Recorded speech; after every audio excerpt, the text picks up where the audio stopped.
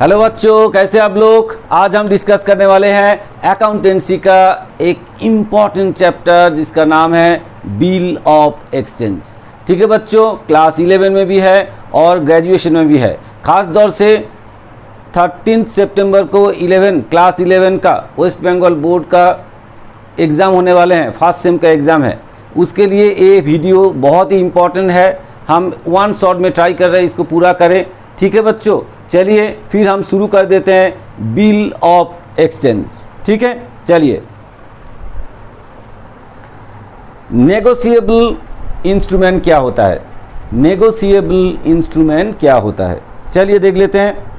According to section 13(1) of the Negotiable Instrument Act 1881, a negotiable instrument means a promissory note, bill of exchange or check payable either to order or to bearer। ठीक है बच्चों, तो according to negotiable instrument act 1881 जो बताया गया है, section 13(1) में जो बताया गया है, नेगोशिएबल इंस्ट्रूमेंट का मतलब होता है promissory note, bill of exchange and cheque. ठीक है बच्चों, चलिए फिर आगे बढ़ते हैं। तो हम अब डिस्कस करने वाले हैं bill of exchange. Bill of exchange क्या होता है, जो हमारा मेन टॉपिक है आज, जो बिल ऑफ एक्सचेंज क्या होता है, चलिए देख लेते हैं क्या बताया गया है। A bill of exchange is an instrument in writing containing an unconditional order signed by the maker directing a creation person to pay a certain sum of money only to or to the order of a certain person or to the bearer of the instrument। तो इसका मतलब क्या है? Bill of exchange क्या है? एक written है, written document है जिसमें क्या बताया गया है, जो कि बिल्कुल अनकंडीशनल है, कोई कंडीशन उसमें इम्पोज नहीं किया गया है, और वो जरूर साइंड कॉपी है और रिटन एंड साइन है। साइन बाय कौन? द मेकर, जिसने बनाया है, जिसने लिखा है, वो साइन करेगा। साथ साथ में वो डायरेक्टिंग मतलब डायरेक्शन देगा पर्सन को, किसी पर्सन को डायरेक्शन देगा to pay something, pay some money, certain money, definitely the money must be fix there, certain money only to, मतलब उनको भी दे सकते जिसने लिखा है, या उसने अगर ऑर्डर किया कि भाई किसी और को पे करो, तो उसके हिसाब से वो सर्टेन मनी पे करना है। किसको? जिसके ऊपर ये ड्रॉ किया जाएगा। ठीक है बच्चों, समझ में आया? तो एक रिटन डॉक्यूमेंट है और ये अनकंडीशनल है और डेफिनेटली ए साइन बाय मेकर है। ऑल्सो जिसको देना है, मतलब जो पे करेगा, वो भी इसको एक्सेप्ट करेगा, साइन करेगा। ठीक है बच्चों, चलिए फिर आगे बढ़ते हैं। देखिए एक स्पेसिमेन कॉपी आपके लिए हमने स्क्रीन पे रखा है। देखिए उसमें एक दिखाया गया किस तरह से बिल ऑफ एक्सचेंज बनता है, उसका एक स्ट्रक्चर आपके स्क्रीन पे है, आप थोड़ा देख लीजिए उसको। ठीक है, चलिए फिर आगे बढ़े। अब देखिए बिल ऑफ एक्सचेंज जो हमने बताया, इसका क्या फीचर्स है, क्या फीचर्स है बिल ऑफ एक्सचेंज का, चलिए एक एक करके देख लेते हैं। फर्स्ट ऑफ ऑल क्या होता है? Written and sign. डेफिनेटली जो बिल ऑफ एक्सचेंज है वो जरूर रिटन होगा, ऐसे मुंह में बोल दिया कुछ भी ऐसा नहीं है, बिल्कुल एक रिटन डॉक्यूमेंट है, और जिसने बनाया है, जिसने मतलब जो राइट किया है, वो जरूर उसमें साइन करेगा, मेकर जरूर साइन करेगा, साथ साथ में जो एक्सेप्ट करेगा वो भी साइन करेगा उसमें। नेक्स्ट होता है अनकंडीशनल ऑर्डर है। डेफिनेटली एक अनकंडीशनल ऑर्डर है, इसमें ऐसा नहीं कोई कंडीशन दिया गया ये होगा तो फिर देना है, अगर नहीं होगा तो नहीं देना है, ऐसा कुछ कंडीशन इसमें नहीं है, बिल्कुल अनकंडीशनल है ऑर्डर है ये। नेक्स्ट होता है फिक्स टाइम। इसको पे करने के लिए एक फिक्स टाइम जो कि इसमें मेंशन किया जाएगा, बिल ऑफ एक्सचेंज में मेंशन किया जाएगा कि भाई इतने दिन के अंदर और इतना मंथ के अंदर इसको पे करना है। नेक्स्ट होता है रिलेटेड पार्टीज। इसमें कौन कौन पार्टीज रिलेटेड है? एक होता है ड्रॉयर, जिसने ये ड्रॉ करते हैं। दूसरा होता है ड्रॉई, जो ये बिल एक्सेप्ट करते हैं कि भाई हम पे करेंगे, उसके लिए एक्सेप्ट करते हैं, उसको बोला जाता है ड्रॉई। और तीसरा होता है पेई। पेई का मतलब जिसको पे करना है, कभी कभार जो ये दो जो ड्रॉयर है वही पेई हो सकता है या दूसरे कोई व्यक्ति पेई हो सकता है। ठीक है, तो 3 पार्टीज इसमें इन्वॉल्व है। चलिए ठीक है बच्चों, चलिए इसमें एडिक्वेट एक स्टाम्प भी लगेगा, क्योंकि प्रॉपर स्टाम्प लगेगा। एडिक्वेट लॉफुल जो स्टाम्प इसमें लगना चाहिए वो एक स्टाम्प इसमें जरूर लगेगा। और स्पेसिफिक वैल्यू इसमें मतलब जो वैल्यूज है वो स्पेसिफिक लिखा जाएगा, कितना अमाउंट है।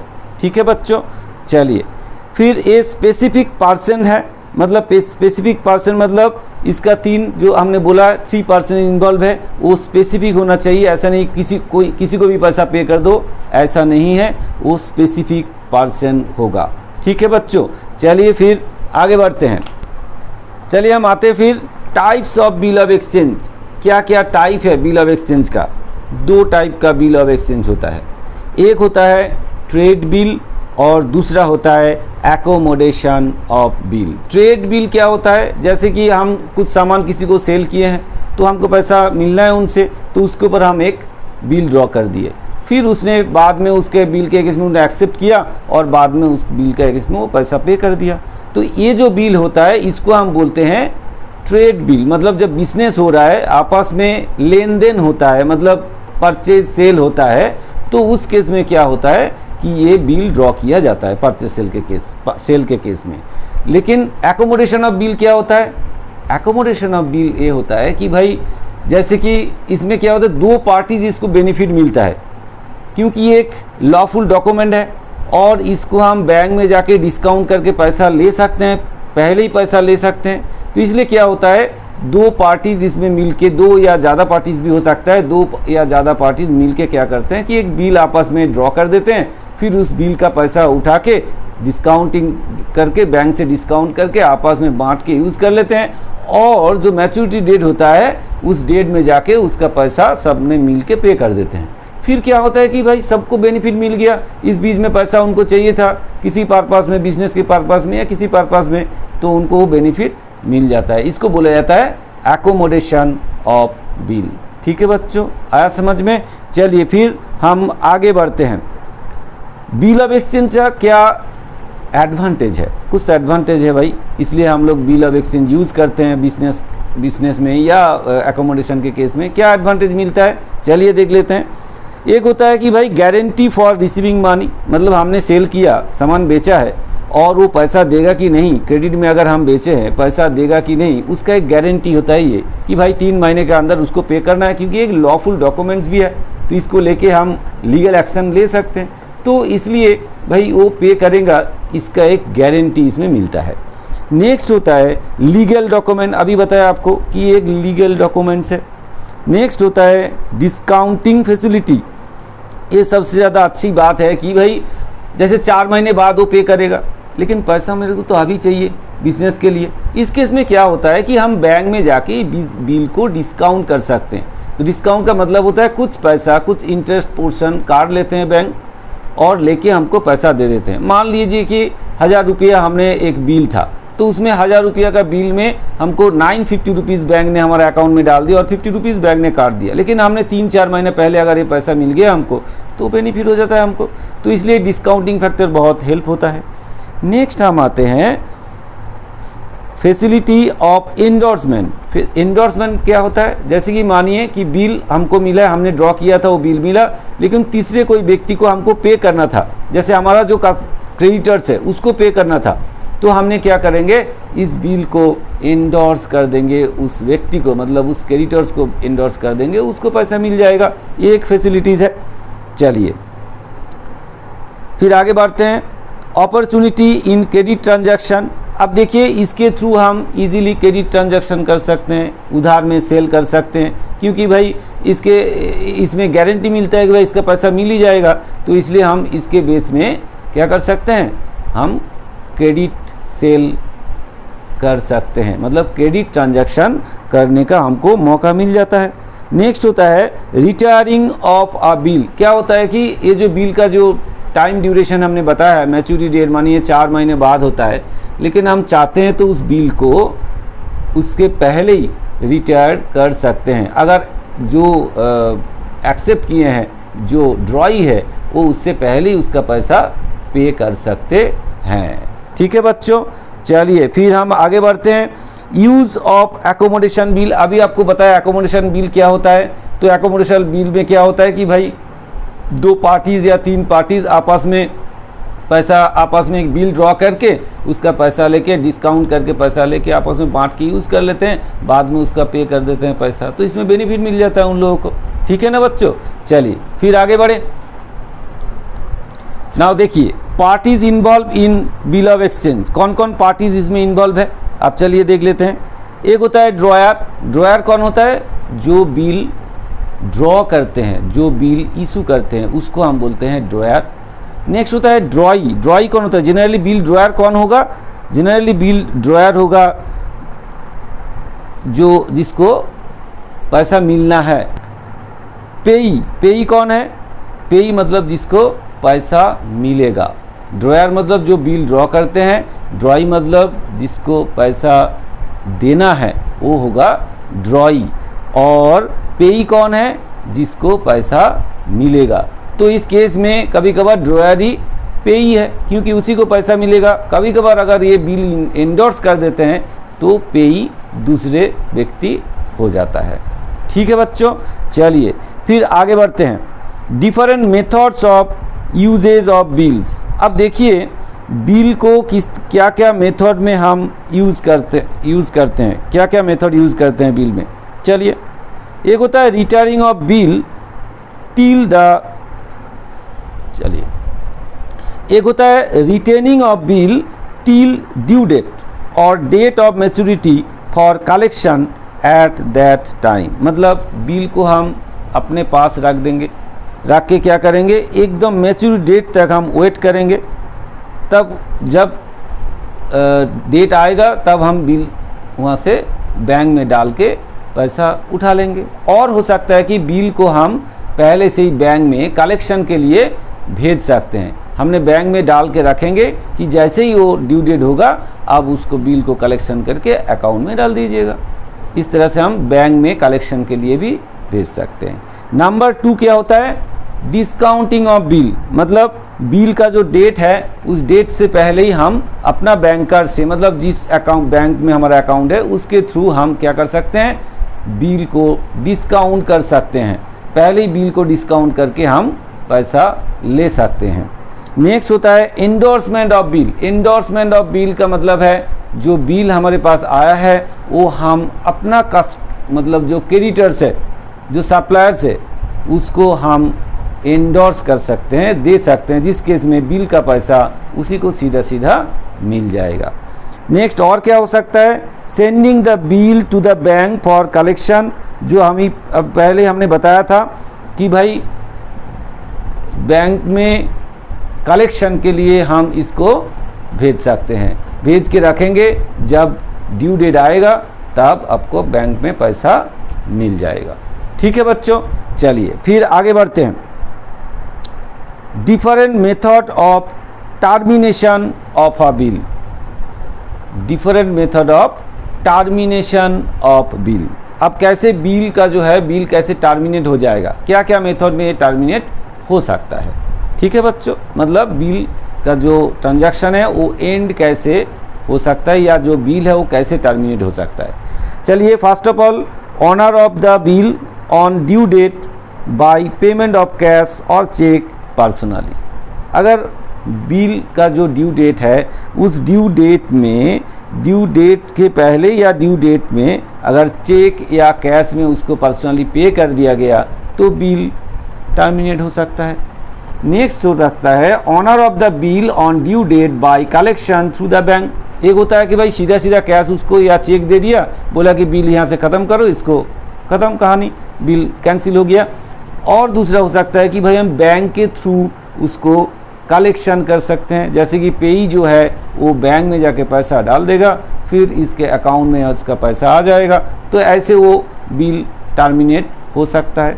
नेक्स्ट होता है retirement of bill before the due date by cash payment at a rebate, अब जब ड्यू डेट आते हैं, ड्यू डेट से पहले ही अगर पैसा पेई ने पे कर दिया, किसको पे कर दिया, ड्रॉयर को पे कर दिया, ड्रॉई ने ड्रॉयर को अगर पहले ही बिल का रिटायर होने से पहले ही, मतलब बिल का जो ड्यू डेट है उससे पहले पे कर देते हैं। कुछ केस में तो उसको रिबेट भी मिल सकता है, क्योंकि थोड़ा बहुत डिस्काउंट उसको मिल जाएगा, भाई पहले उसने पे कर दिया तो उसको रिबेट भी मिल सकता है। ऐसे भी बिल रिटायर करके भी बिल्स का टर्मिनेशन हो सकता है।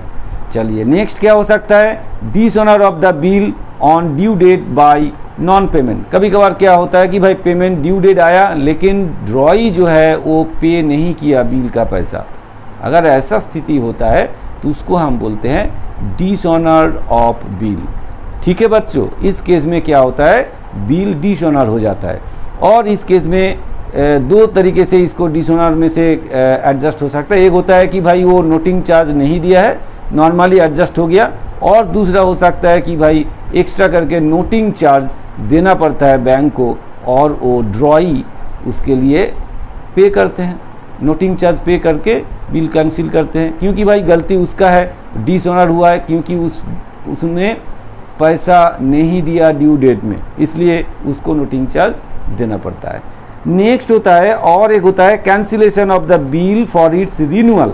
मतलब बिल को हम दोबारा रिन्यूअल करते हैं, वो ड्यू डेट से पहले या ड्यू डेट में जाके फिर रिन्यूअल कर दिया, उस बिल को कैंसिल करके नए कोई बिल दोबारा इशू किया गया। इस केस में विथ इंटरेस्ट भी हो सकता है, मतलब अगर एक्स्ट्रा दिन वो ले रहा है, एक्स्ट्रा महीना ले रहा है पे करने के लिए, तो ड्रॉयर उसके ऊपर एक इंटरेस्ट एक्स्ट्रा चार्ज कर सकते हैं। अगर ड्रॉयर चाहे तो नहीं भी कर सकते हैं।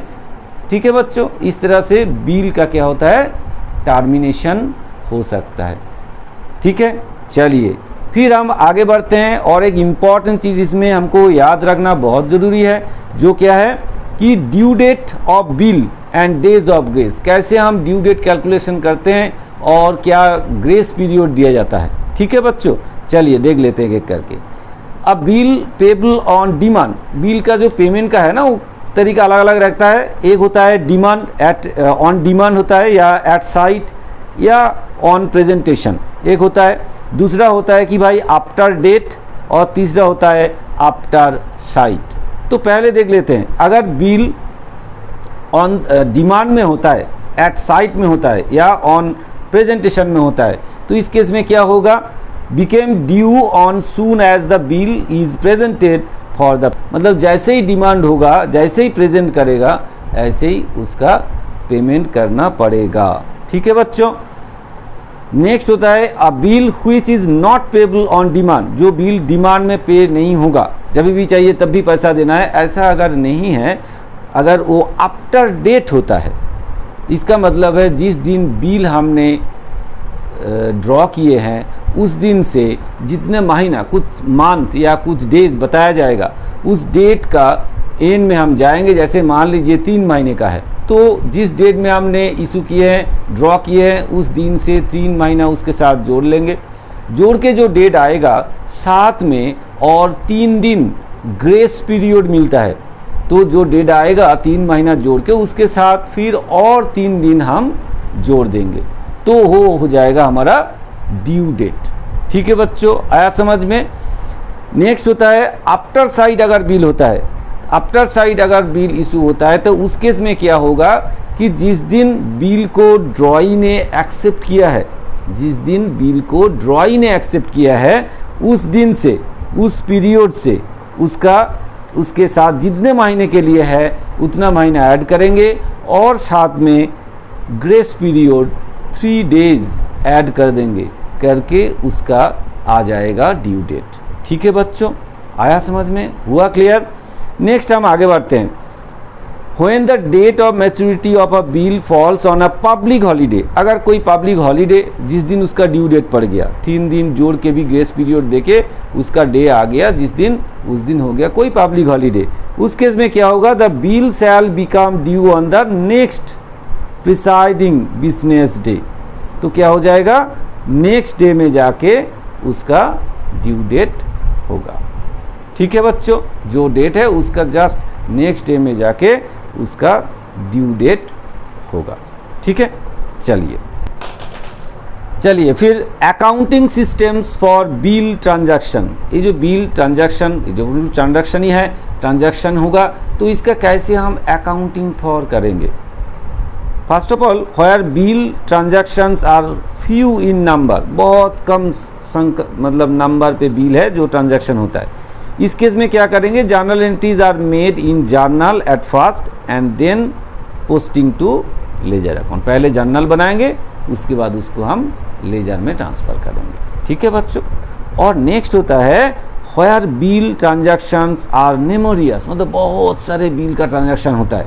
इस केस में क्या होगा, 2 डे बुक्स हम खोलेंगे, मतलब 2 day books are used at first and from them ledger posting is done. पहले 2 डे बुक खोलेंगे, उसके बाद उस डे बुक से ले जाके कहाँ ले जाएंगे, लेजर में ले जाएंगे। कौन सा डे बुक खोलेंगे, 2 डे बुक खोलेंगे। एक होगा बिल्स रिसीवेबल बुक, मतलब जो बिल्स रिसीवेबल के लिए होगा, अगर दूसरा होगा बिल्स पेबल बुक, मतलब अगर बिल्स पेबल हमारा है तो बिल्स पेबल बुक भी होगा। एक रिसीवेबल बुक और दूसरा है बिल्स पेबल बुक। ये दोनों बुक खोल के उसके थ्रू पहले लिखेंगे, उसके बाद वहाँ से पोस्टिंग करेंगे लेजर अकाउंट में। ठीक है बच्चों, समझ में आया, क्लियर हुआ। बिल आपको बिल्कुल क्लियर करना है क्लास 11 के लिए स्पेशली, क्योंकि एमसीक्यू क्वेश्चन आने वाले हैं। आप लोग जरूर इस वीडियो को देखिए, शुरू से एंड तक देखिएगा, तब आपको पूरा क्लियर हो जाएगा। ठीक है बच्चों, चलिए अब हम आते हैं प्रॉमिसरी नोट। प्रॉमिसरी नोट क्या होता है, चलिए देख लेते हैं प्रॉमिसरी नोट क्या होता है।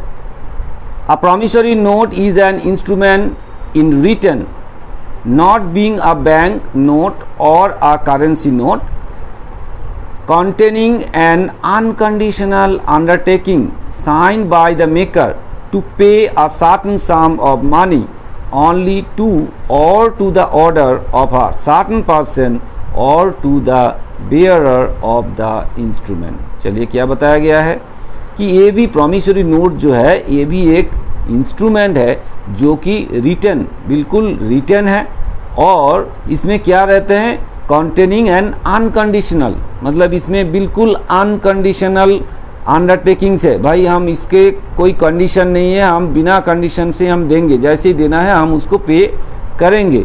साइन बाय द मेकर, जिसने बनाया है उसने साइन किया है, क्यों कि टू पे अ सर्टेन मनी, कुछ सम मनी उसको पे करना है। यहाँ पे कौन एक बना रहा है, जिसको पे करना है वही इसको बनाते हैं, प्रॉमिसरी नोट बनाते हैं और साइन करते हैं। तो किसको देना है, जिसको ऑर्डर है उस हिसाब से उसको देना है, किसी को पर्सन को देना है, या उसी का ऑर्डर के हिसाब से किसी पर्सन को बोला गया तो उसको देना है, या तो जो ये नोट प्रॉमिसरी नोट मतलब जो ये इंस्ट्रूमेंट लेके जाएगा उसी को इसका पैसा मिल जाएगा। इसको बोलता है प्रॉमिसरी नोट, मतलब हमने प्रॉमिस की है कि भाई पैसा दे देंगे, ये एक लीगल डॉक्यूमेंट है। ठीक है बच्चों, चलिए स्क्रीन पे देखिए, एक प्रॉमिसरी नोट का स्पेसिमेन कॉपी आपका स्क्रीन पे दिया हुआ है। ठीक है, आप देख लीजिए इसको। चलिए फिर हम आते हैं features of promissory note. Promissory notes का क्या फीचर्स है, चलिए देख लेते हैं। एक होता है रिटन एंड साइन, ये भी रिटन है और साइन डॉक्यूमेंट है। नेक्स्ट होता है अनकंडीशनल प्रॉमिस है, ये कोई कंडीशनल इसमें नहीं है, बिल्कुल अनकंडीशनल प्रॉमिस है कि भाई हम इसको पे करना ही है, पे करेंगे। फिक्स टाइम, इसके लिए भी फिक्स टाइम है, कितने दिन के अंदर है, कितने महीने के अंदर पे करना है, ये टाइम इसका फिक्स है। नेक्स्ट होता है रिलेटेड पार्टी, इसमें पार्टीज 2 है, एक होता है मेकर और जिसको हम बोलते हैं प्रॉमिसर, और दूसरा होता है प्रॉमिसी और पेई। मतलब यहाँ पे 2 पार्टीज है, एक प्रॉमिसर और दूसरा होता है प्रॉमिसी, और मेकर और प्रॉमिसर और पेई और प्रॉमिसी। ठीक है, तो 2 पार्टीज, एक होता है प्रॉमिसर, एक होता है प्रॉमिसी। ठीक है, चलिए नेक्स्ट होता है स्पेसिफिक पर्सन। डेफिनेटली इसमें क्या होता है कि भाई यहाँ पे भी स्पेसिफिक पर्सन है, कौन दे रहा है और किसको दे रहा है, इसका बिल्कुल स्पेसिफिक है। चलिए स्पेसिफिक वैल्यू, इसमें कितना पैसा देना है वो भी स्पेसिफिक आपने देखा है, यहाँ पे लिखा हुआ है स्पेसिफिक वैल्यू कितना है वो लिखा गया है। एडिक्वेट स्टैम्प्स, इसमें भी एडिक्वेट स्टैम्प्स लगेगा। चलिए प्रोसीड्योर ऑफ सिग्नेचर, इसमें क्या होता है कि भाई इसमें पेन या पेंसिल से लिख सकते हैं या रबर स्टैम्प के थ्रू भी सिग्नेचर हो सकता है, और जो व्यक्ति लिख नहीं सकते पढ़ नहीं सकते, जिसको आता नहीं है लिखना पढ़ना, तो फिर वो अपना अंगूठा छाप भी दे सकते हैं। ठीक है बच्चों, पार्टीज कौन कौन इन्वॉल्व है इसमें प्रॉमिसरी नोट में? यहाँ पे एक होता है प्रॉमिसर और मेकर, जिसमें प्रॉमिस करते हैं और ये बनाते हैं, और दूसरा होता है पेई और प्रॉमिसी। ठीक है, जो प्रॉमिस करते हैं वो पे करेगा, और पेई और प्रॉमिसी होगा जिसको पैसा मिलेगा। ठीक है बच्चों, चलिए अब हम देखते हैं कि भाई कैसे ड्यू डेट कैलकुलेशन किया जाता है, क्योंकि अभी जो एग्ज़ाम होने वाले हैं क्लास 11 का, उसमें ड्यू डेट से MCQ क्वेश्चन जरूर आने वाले हैं। तो इसलिए आप लोग थोड़ा सा देख लीजिए कि भाई किस तरह से हम ड्यू डेट कैलकुलेट करते हैं। ठीक है बच्चों, चलिए हम एक एक करके 2-3 प्रॉब्लम लेंगे और आपको दिखा देंगे किस तरह से ड्यू डेट कैलकुलेट होता है। चलिए हमने एक प्रॉब्लम लिया, आप स्क्रीन पे देखिए क्या बताया गया है कि a bill of exchange dated 15 March 2021 payable 4 months after date. अब देखिए एक बिल ड्रॉ किया गया है 15 मार्च को और पेबल 4 मंथ्स आफ्टर डेट। जिस दिन बिल ड्रॉ किया गया है उस दिन से 4 महीने बाद उसका बिल का ड्यू डेट होना है, मैच्योरिटी डेट होना है। तो हम कैसे कैलकुलेशन करेंगे पहले देख लेते हैं। डेट ऑफ बिल मतलब ड्रॉ, किस दिन बिल को ड्रॉ किया गया है। चलिए देख लेते हैं बिल ड्रॉ कब किया गया है।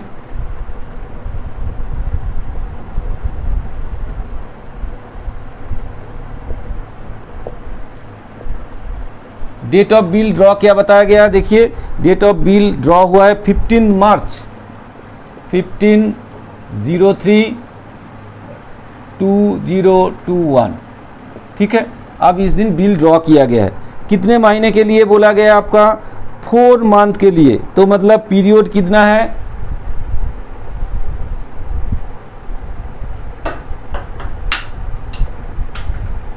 पीरियड कितना है?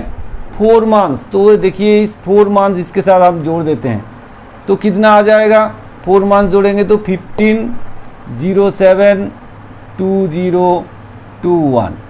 ठीक है, ये मंथ हमने जोड़ दिए इसके साथ। तो फिर और कुछ एक्स्ट्रा डेट भी आपको मिलेगा। कितना दिन मिलेगा? 3 डेज मिलेगा। हमने बताया था 3 डेज आपको ग्रेस पीरियड मिलेगा। तो इसके साथ क्या मिलेगा? Grace period. इसके साथ हमने ग्रेस पीरियड देंगे। कितना देंगे ग्रेस पीरियड? 3 डेज। ठीक है, तो 3 डेज जोड़ दीजिए तो 18/07/2021। ये हो गया आपका मैच्योरिटी डेट। ठीक है बच्चों, चलिए देखिए ये हो गया आपका मैच्योरिटी डेट। कैसे कैलकुलेट किया हमने? पहले हम देख लेंगे कि कौन सा डेट में हुआ था। फिर अगर मंथ में बोला है कितना महीना, हमने मंथ के साथ मंथ जोड़ दिए तो इसके बाद ये आ गया आपके पास। फिर बोला क्या होता है कि 3 डेज हम ग्रेस पीरियड देते हैं, तो 3 डेज हम यहाँ पे जोड़ दिए। कितना आ गया? 18/7/2021। ये हो गया आपका मैच्योरिटी डेट। बहुत ही ईजी है, आप लोग इजीली कैलकुलेशन कर पाएंगे इसको। लेकिन ऐसे सम्स आएगा एग्जाम में आपका MCQ में। ठीक है बच्चों, समझ में आया? आप लोग कॉपी कर लीजिए, हम फिर आगे बढ़े।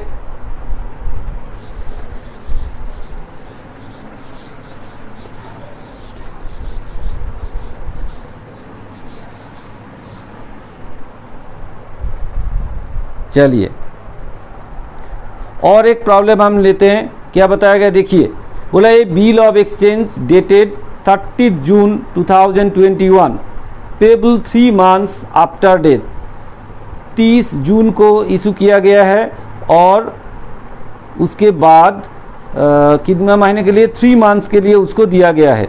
अब चलिए देख लेते हैं कैसे कैलकुलेट करेंगे। अगर हम सीधा सीधा अगर मैच्योरिटी डेट कैलकुलेट करते हैं, या चलिए हम इस तरह से जैसे आपको बताया इस तरह से हम इसको कैलकुलेट कर लेते हैं। चलिए date of bill draw. Date of bill drawn कौन सा बताया गया? क्या डेट बताया गया? 30 जून मतलब 30/06/2021। ठीक है, तो फिर कितने पीरियड कितना है? पीरियड कितना बताया गया आपको, पीरियड बताया गया 3 मंथ्स, तो 3 यहाँ लिखते हैं, जोड़ देते हैं पहले, तो 30/09/2021 आ गया। ठीक है, अब ये आ गया आपके पास डेट। फिर इसके साथ 3 डेज ग्रेस पीरियड देना है, तो दे दीजिए ग्रेस। ग्रेस कितना देना है, 3 डेज देना है। चलिए 3 डेज ऐड कर देंगे, तो 30, उसके साथ फिर 3 डेज ऐड कर देंगे, 33 तो नहीं हो पाएगा, तो फिर क्या हो जाएगा, 3 दिन, ये कौन सा महीना है, सितंबर है, 30 दिन में होता है, फिर 3 दिन उसके साथ अगर जोड़ देंगे तो क्या आ जाएगा, 03/10/2021। ठीक है बच्चों, तो ये 3 डेज अगर हम इसके साथ ऐड कर देंगे, 30 तारीख है, और उसके साथ 3 दिन जोड़ेंगे तो अगले महीने का 3 तारीख आ जाएगा। ठीक है, आया समझ में? तो आपका ये हो गया मैच्योरिटी डेट।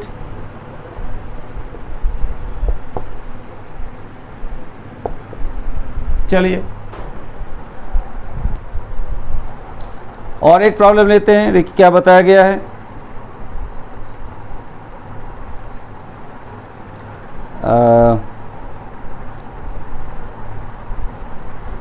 एक प्रॉमिसरी नोट डेटेड 1 फरवरी 2022, एक प्रॉमिसरी नोट इशू किया गया है 1 फरवरी 2022 में, payable 60 days after site acceptance on 2 फरवरी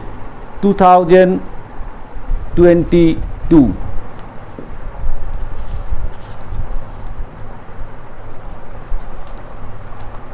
चलिए फिर देखते हैं कैसे इसको कैलकुलेट किया जाएगा। तो डेट ऑफ मैच्योरिटी कैसे कैलकुलेट करेंगे, 60 डेज जिस दिन हमने एक्सेप्ट किया है, क्योंकि आफ्टर साइट बोला है, तो जिस दिन एक्सेप्ट हुआ है उस दिन से 60 दिन उसके साथ ऐड करना है, प्लस उसके साथ क्या करना है, 3 डेज ग्रेस पीरियड देना है। तो चलिए फिर देख लेते हैं इशू कब किया गया है, फरवरी, इशू 1 तारीख को किया गया फरवरी का, लेकिन एक्सेप्ट कब हुआ है, फरवरी का 2 तारीख को। तो फिर देख लेते हैं, हम कैलकुलेट कर लेते हैं मान, तो आज कैसे डेट आएगा। तो पहले होता है कि फरवरी,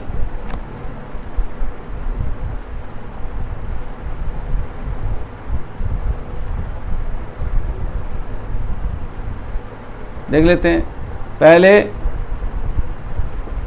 फरवरी में कितना दिन है, 2 तारीख को इश्यू किया गया, टोटल 28 डेज है, उसमें से 2 दिन माइनस कर दीजिए, कितना आएगा, 26 डेज। ये डेज में कैलकुलेशन करेंगे।